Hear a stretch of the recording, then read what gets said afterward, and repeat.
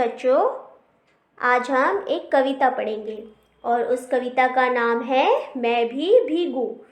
तो बच्चों, आपको ये कविता का नाम सुनते ही समझ में आ गया होगा कि यहाँ पे भीगने की बात हो रही है। तो हम कब भीगते हैं? बारिश में। जब वर्षा ऋतु आती है, जब रेनी सीज़न आता है, तो बारिश को देख के हम सबका मन क्या करता है? बारिश में भीगने का करता है ना? तो ठीक इसी प्रकार इस कविता में एक लड़की है जिसका मन बारिश में भीगने को कर रहा है और वो इस बारिश को देखकर उसका वर्णन किस प्रकार कर रही है, चारों तरफ का कैसा वातावरण हो गया है, वो सब इस कविता में वो अपनी अम्मा से यानी अपनी मम्मी से कह रही है। तो चलिए हम इस कविता को पहले पढ़ते हैं, उसके बाद इसके अर्थ को अच्छे से समझेंगे। तो आपकी हिंदी परिवेश बुक निकालिए, उसमें पेज नंबर 97। तो बच्चों, सबसे पहले इस कविता को मैं एक बार अच्छे से रीड करती हूँ और इसी प्रकार आप घर पे इसको रीड करना बार बार। तो चलिए, इस कविता को शुरू करने से पहले हम इसके कवि जान लेते हैं। मतलब ये कविता को किसने लिखा? ये इस कविता को लिखने वाले हैं अज्ञात जी। उनका नाम है अज्ञात जी। तो चलिए इस कविता को एक बार रीड करते हैं। अम्मा जरा देखो तो, ऊपर चले आ रहे हैं बादल, गरज रहे हैं, बरस रहे हैं, दिख रहा है जल ही जल। हवा चल रही क्या पुरवाई, झूम रही डाली डाली, ऊपर काली घटा गिरी है, नीचे फैली हरियाली। भीग रहे हैं खेत बागवन, भीग रहे हैं घर आंगन, बाहर निकलूं मैं भी भीगू, चाह रहा है मेरा मन। तो ये थी हमारी कविता। अब इस कविता को समझने से पहले हम इसके हार्ड वर्ड्स देखते हैं, इसके शब्दार्थ। तो इसके शब्दार्थ है, सबसे पहला है जरा। जरा यानी थोड़ा सा। फिर गरजना। गरजना यानी बादलों की आवाज़, है ना? जब रेनी सीज़न आता है, बरसात होती है, तो बादल बहुत ज़ोर ज़ोर से आवाज़ करते हैं और उनकी आवाज़ से हम क्या कहते हैं अपने घर पे कि अभी क्या होने वाली है? बारिश होने वाली है। तो उसे ही, जो बादलों की आवाज़ होती है, उसे ही क्या कहते हैं? गरजना। फिर नेक्स्ट है पुरवाई। तो पुरवाई यानी पूरब की ओर से बहने वाली हवा। अब ये पूरब यानी क्या होता है?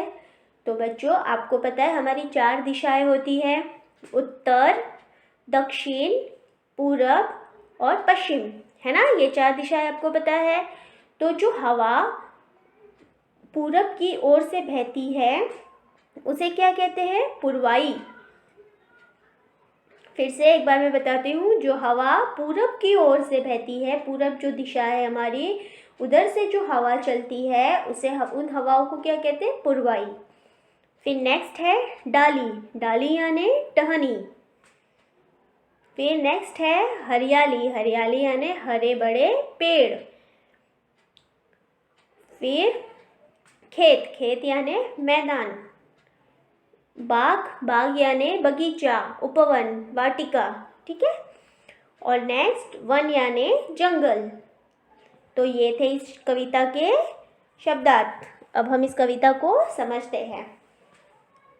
तो चलिए शुरू करते हैं हमारी कविता। अम्मा जरा देखो तो, ऊपर चले आ रहे बादल, गरज रहे हैं, बरस रहे हैं, दिख रहा है जल ही जल। सबसे पहले इन 4 पंक्तियों का अर्थ समझते हैं। तो एक इस कविता में एक लड़की है, देखिए आपको दिख रही है एक लड़की, है ना? तो वो अपनी मम्मी को, जिस तरह हम अपनी मम्मी को मम्मी कहते हैं, तो वो क्या कहती है? अम्मा कहती है। अम्मा यानी मम्मी। तो वो कह रही है कि मम्मी जरा देखो, ऊपर क्या चल रहे हैं? बादल, है ना? जब बारिश होती है तो जो क्लाउड है वो एकदम फास्ट तेज़ी से चलते हैं। और वो कह रही है वो लड़की कि गरज रहे हैं। गरज मतलब आवाज़ करना। बादल, बारिश होने से पहले बादल आवाज़ करते हैं ना। और बरस रहे, बरसना यानी पानी गिरना। और दिख रहा है जल ही जल। तो वो लड़की कह रही है कि मम्मी देखो, बादल गरज रहे हैं और आवाज़ भी कर रहे हैं और बरस भी रहे हैं। तो बारिश आने से सब जगह क्या हो गया है, जल ही जल यानी पानी ही पानी दिख रहा है। ये सब तो हमें भी पता है ना। जब बारिश होती है तो हमारे यहाँ पे भी सब जगह, ऐसा तो नहीं है कि एक जगह बारिश होती है बाकी जगह पे वहीं पानी गिरता है, ऐसा तो नहीं है ना। तो बारिश होती है तो चारों तरफ यानी सब जगह पे पानी ही पानी हो जाता है। फिर आगे, हवा चल रही क्या पुरवाई, झूम रही डाली डाली, ऊपर काली घटा गिरी है, नीचे फैली हरियाली।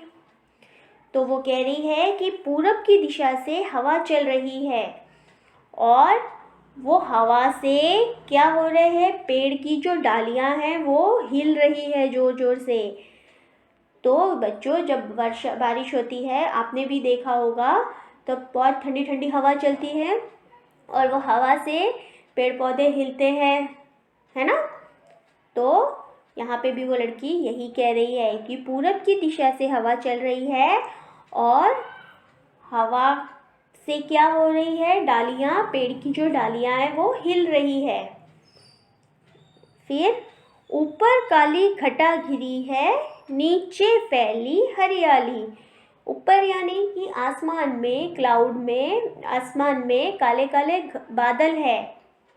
देखो स्क्रीन पे भी आपको एक चित्र है, उसमें दिख रहा है ऊपर आसमान में काले काले बादल है और नीचे, नीचे यानी धरती पे, पृथ्वी पे सब जगह क्या है, हरियाली। हरियाली यानी हरे भरे पेड़ है ना बच्चों। आपने भी देखा है बारिश जब होती है तब सब जगह जो ट्रीज है, पेड़ पौधे, वो एकदम हरे भरे हो जाते हैं। आप लोग देखो, आपके स्क्रीन पे भी दिख रहा है, ऊपर काले काले घटा, काले काले बादल है और नीचे सब जगह हरे भरे पेड़ है। फिर भीग रहे हैं खेत बागवन, भीग रहे हैं घर आंगन, बाहर निकलूं मैं भी भीगू, चाह रहा है मेरा मन। और वो लड़की क्या कह रही है कि भीग रहे हैं, है ना। बारिश होती है तो बारिश के पानी से, बारिश से खेत भी भीगते हैं और बाग यानी बगीचे वो भी भीगते हैं, जंगल भी भीग जाते हैं, है ना।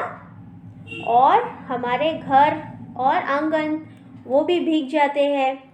ऐसा तो नहीं होता कि एक जगह पे घर हमारा गीला ना हो, बारिश हो रही है और हमारा घर गीला ना हो, ऐसा तो नहीं होता है ना।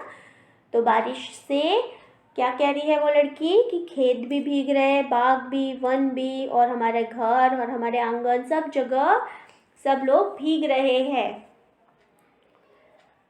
और फिर आगे, बाहर निकलूं मैं भी भीगू, चाह रहा है मेरा मन। तो बच्चों, ये लास्ट जो 2 लाइन्स है, बाहर निकलूं मैं भी भीगू, चाह रहा है मेरा मन, ये कौन कह रहा है? ये लड़की नहीं कह रही है, ये इस कविता के जो कवि है वो कह रहे हैं कि जिस तरह ये लड़की ने अभी पूरी बात अपनी मम्मी को कही, वो सारी बातें सुनकर उनका भी मन, जो कवि है उनका भी मन भीगने का कर रहा है। और वो लड़की ने कितना अच्छा वर्णन किया है। उसने कहा है ना कि बारिश होने से खेत, बाग, वन, घर, आंगन ये सब क्या हो गए हैं, भीग रहे हैं।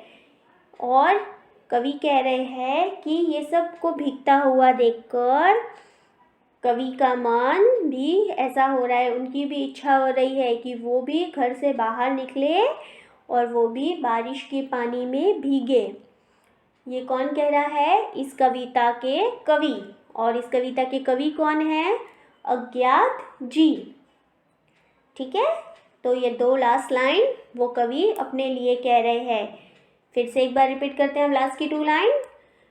बाहर निकलूं मैं भी भीगू, चाह रहा है मेरा मन। तो ये 2 लाइन कवि की इच्छा हो रही है।